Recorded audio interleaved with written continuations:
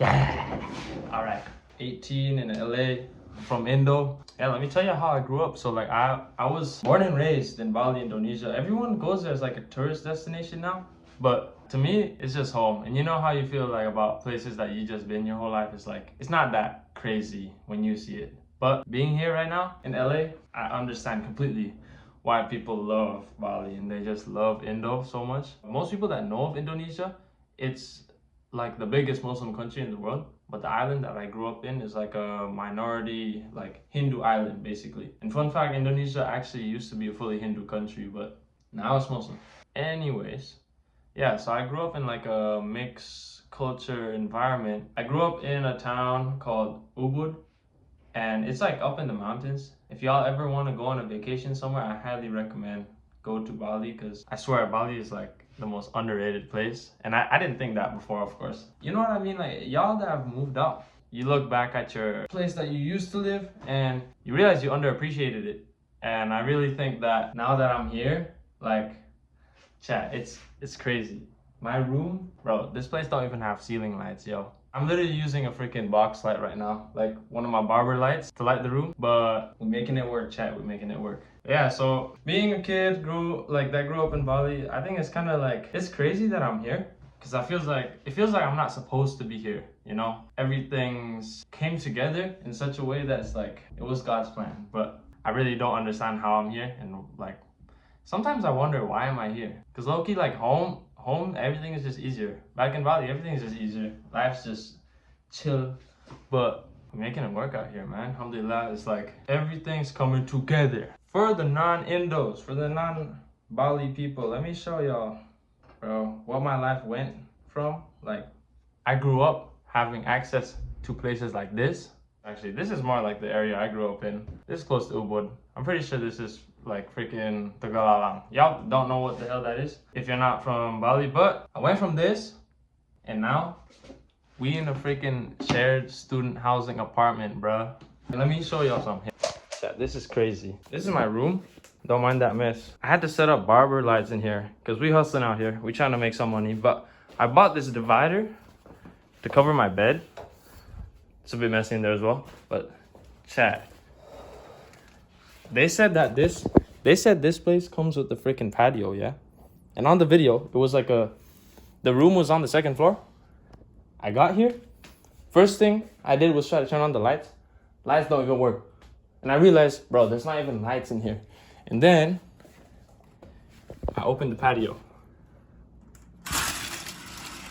What the helly, bro? That's a freaking hallway.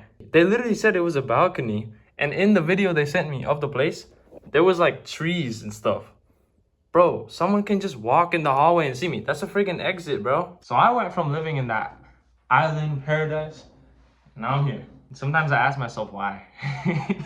Because, yo, I want to go back so badly. I miss home so much. Oof, I got that nice lighting now.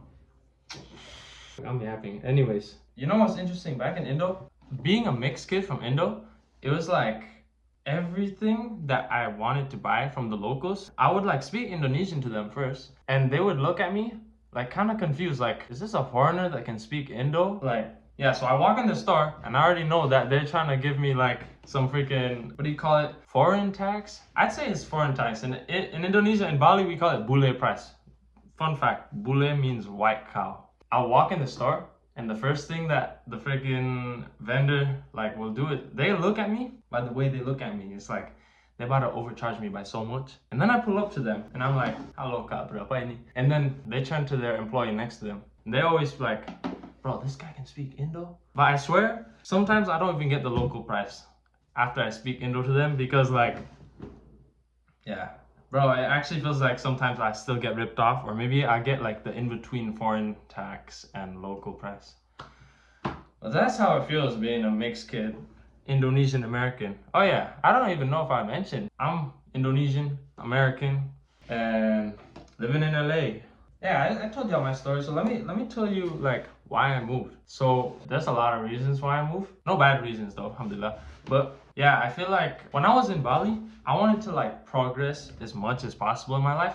And like I was kind of searching for that like new life experience. I always wanted to be in like America or like somewhere in the West, because it's a different type of life, you know? I got a lot of plans for this year, you know? I got a lot of plans for this year, but hopefully summer, I'm in Bali. I want to stream there, yo. Y'all need to see the life. I need to show y'all what's going on in Bali. I moved to America like 3 months, 4 months ago, 3 to 4 months ago. And it was with my girlfriend at the time. And then also my homeboy, like one of my best friends. And we moved to her grandma's house in Seattle, Washington. And the reason for moving, I was striving for growth. I wanted more life experience. Bali was way too comfortable, y'all. Like, first thing that anyone thinks of when they think of Bali is like either the beach or the parties or it's paradise, yo. That's what, bro, you look on Instagram and Bali is like one of the top rated like paradise vacation type of places, you know what I mean? I'm so surprised that like I managed to like make such a intense change in my life, but I grew up in like the same environment as everyone else.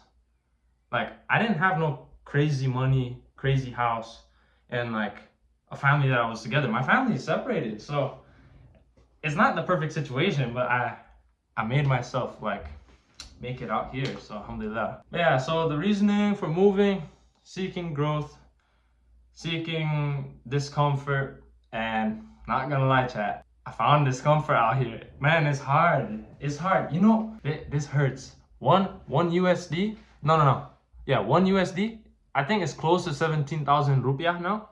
This place, chat. This place. Freaking 1,375 USD, bro.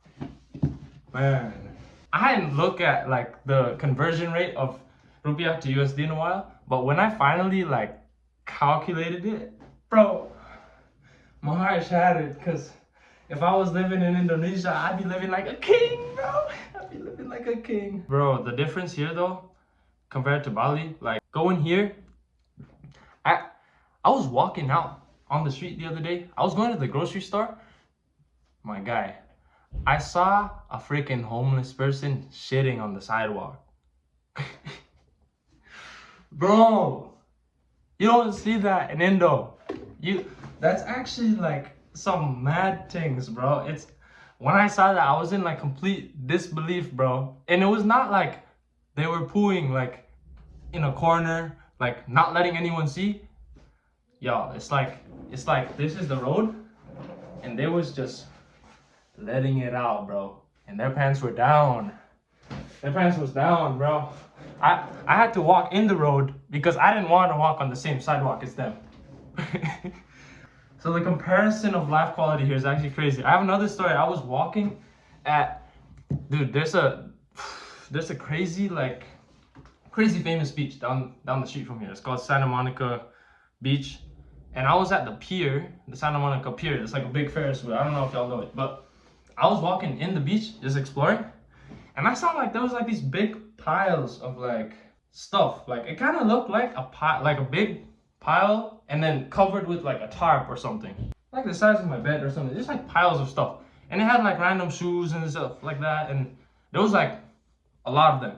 The gap like between the sand and the water, like there's so much sand before water, so I was walking all the way to the water, and then like right before I got to the water, I looked at one of those pile things that I'm talking about, and dog, that was all homeless people. So there was like, I don't know, like 50 homeless people in the span of 200 meters, sleeping on the beach, wrapped in tarps. So you couldn't even tell if they were like alive or not, bro. And that's when it cracked, bro. That's when I was like, I want to go home, bro. I want to go home. And that was like 2 weeks after I moved here. It's sad, bro. America is crazy, bro. And now there's the freaking, like, I don't know how I could say his name here. The Jeffrey guy. There's all those files being leaked now. Or not leaked. They got released. Now America just looks even more freaked up, bro. But I'm glad I took the risk, moved here. Because I was seeking growth back in Bali. And I pushed myself out here for that. And now I'm going through it. And it's hard. It's not what I expected. I expected it to be hard, but like, dude, it's like, I've been applying for so many jobs. I went on the streets and handed out 50 CVs to restaurants. None of them replied. And then I applied for jobs online. I applied for like 10 more online. 2 replied. I got 2 interviews. I got 1 rejected interview. And then there was, bro, one with Dunkin' Donuts. Yeah. Interview was scheduled. I went to the interview. It was down the street. Luckily, it was not too far. I went to the interview and I asked the staff, I was like, hey, I'm here for an interview. And they said, it's AI generated. Bro, what kind of interview is AI generated, dog? Like, that actually does not make any sense. The interview was scheduled by an AI. Like, the hiring manager wasn't even there. I didn't get no interview. And it was a corporate company as well. I expect like a rookie company to make that mistake. But yeah, so moving here, different life, different routine, different everything. We all went to Seattle. We moved to, if y'all don't know where Seattle is, it's in America and it's up north. And we were there for like, I was there for 2 months. The others are still there. And it was cold, bro. Coming from an island, I cannot stand that cold. I cannot do it. You could see your breath. In the house, you're good though.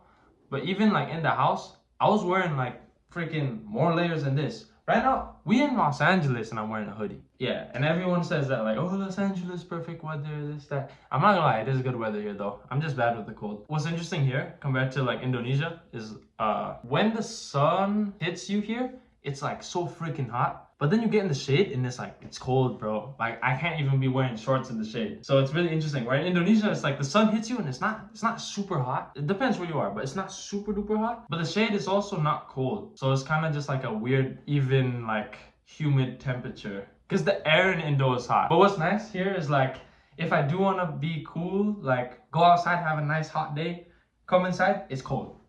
I don't have aircon here. As y'all can see, no aircon. No aircon. My roommate was surprised. He was like, bro, you pay that much and you don't even have aircon? Dog, I don't need aircon. I don't need no aircon. This is all I ever need. Especially in LA. In Bali, I need aircon though. I'm not gonna lie, because the indoors, way too crazy, bro. Way too crazy. For all the viewers out there that haven't moved out yet, I just want to say, be excited for the day that it comes, because it's one of the most like surreal experiences ever. Low-key, it was so sad, but it was also like one of the biggest moments of growth for me. And I felt like without that like initial change of like leaving the nest, saying goodbye to comfort, I feel like I would never have ended up like where I am now. For example, I've been like posting hella on Insta, and alhamdulillah, it's going well. It's going well. But I don't think I would have been able to achieve like results like that if I didn't have anything to push me. So like when you move out, you kind of get that feeling. It's like, let's say you throw yourself into like a city by yourself. You gotta make it work, you know? You gotta actually survive and make money and do what it takes. And that is such a blessing. I gotta say, I do miss home, and I do miss the comfort that home brought me. After moving out, bro, a lot of things changed. Oh, you know what's funny? So like most of my clothing is actually for Bali weather, for the heat, you know, for the island weather, because I was living there my whole life. I went to Seattle, I had my whole suitcase filled with all my Bali stuff, and I couldn't wear a single thing from there. Cause like, but I had like singlets, like tank tops, or whatever British people call it, vests, bro. And I had shorts and a lot of button-ups. And I literally couldn't wear any of those. So like, I had to restart my whole wardrobe. And then I moved here and I could do it. Basically, after I moved to Seattle though, it was interesting. Cause I was there with like my best friends. And we were there and we felt like we made it. And it was weird because like, after I finally made it out of Indonesia with my own money, like that was like the biggest goal for so long. And then I did it. And then I kind of felt like a sense of like loss of direction. It was really interesting. It was like I made it there, and that was like already such a like big milestone goal for me. And after that, like I just kind of didn't know what I was like aiming for. I was floating around in life. But then eventually I got in more contact with like my modeling agency in Bali, and they got me scouted by someone that's like a manager, and she signed me up with a big agency in LA, alhamdulillah. And 2 months after Seattle, I moved here by myself. Now that was the big move. So after I got signed with the agency in Los Angeles, modeling agency, my manager told me, Bodhi, I need you in Los Angeles by 1 month from now. When she told me that, I was like, dude, how the hell am I supposed to make this happen? And it was like the craziest thing, like, because I didn't have enough money to move here. It was so expensive. You know, rent here is already expensive. And then there's this thing in Indonesia, you don't have this, but there's this thing called a security deposit where you freaking pay basically 2 times rent. So you give like, you pay your first month rent, and then you give your security deposit to the freaking owner. So like the move-in costs as much as the rent So it's double that. And then also living by myself, of course, I have to pay for literally everything that I do. So that was so hard to actually like get all the money to make the move. But within 1 month, I went hard, I applied for jobs, and then I eventually got a job. I worked at like a clothing retail store. After that, I managed to get enough money to move to LA. I don't know if I said it earlier, but I started cutting in my room. So back into the barber business in Los Angeles. And I'm actually planning to go to the UCLA campus tomorrow to get clients. Y'all are getting some IRL live streams soon, bro. IRL live streams. It's gonna be actually fire. Yeah, so my plan now, I'm broke at the moment. So we're gonna stream consistently. Content, cut hair, model if there's any shoots. Inshallah, I get shoots. And just document the process, you know? Be grateful for the struggle. That's the plan, chat. We're making this work, chat. All right. Assalamu alaikum.